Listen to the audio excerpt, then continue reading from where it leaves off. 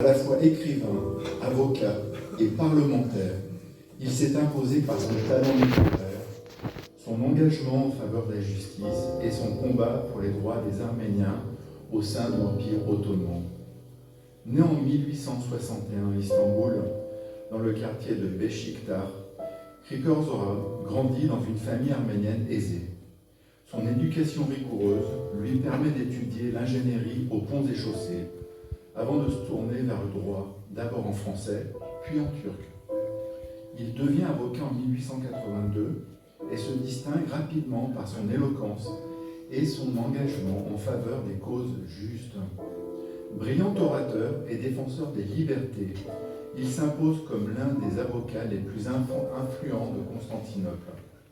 Son implication dans la vie publique le conduit à s'engager en politique.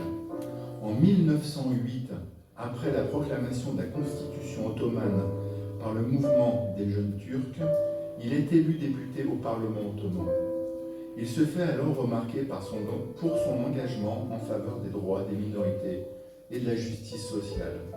Cependant, ses espoirs d'un empire plus démocratique seront vite déçus par la montée des tensions nationalistes.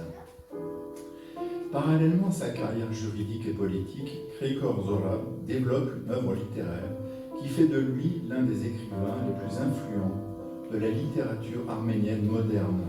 Il s'inscrit dans le mouvement réaliste, s'inspirant de la littérature française pour peindre avec précision la société arménienne de Constantinople.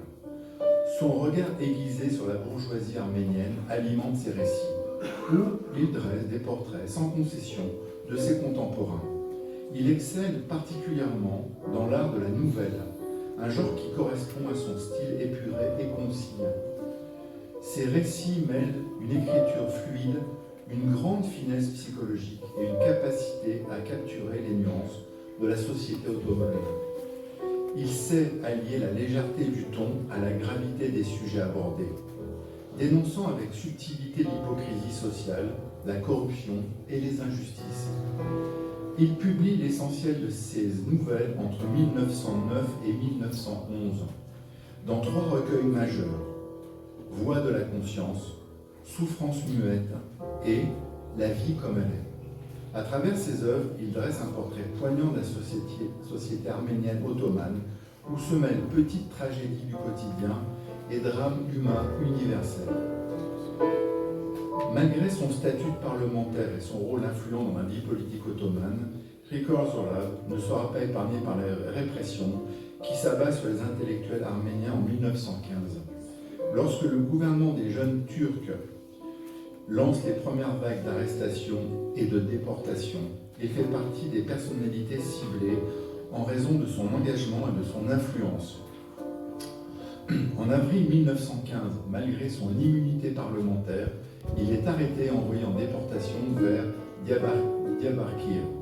Sur le chemin, il est assassiné sans procès, victime de la politique d'extermination menée contre les Arméniens de l'Empire ottoman. Sa mort marque la disparition d'un intellectuel brillant, mais aussi d'un témoin privilégié d'une époque de mutation. L'héritage littéraire de Krikor Zorab demeure un témoignage essentiel sur la société arménienne ottomane du début du XXe siècle.